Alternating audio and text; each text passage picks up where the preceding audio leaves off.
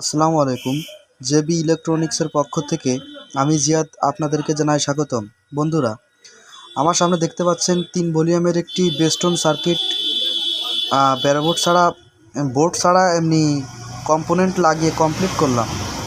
আসলে এভাবে আগে পরে কোনোদিনও করিনি। তারপর এক ভাই আসছিল, ওই যে ছোটো যে ঢোল বক্সের সার্কিট আমার কাছে ছিল না, যদিও আমি এই কাজ করি না, তা অনেক আগে করতাম।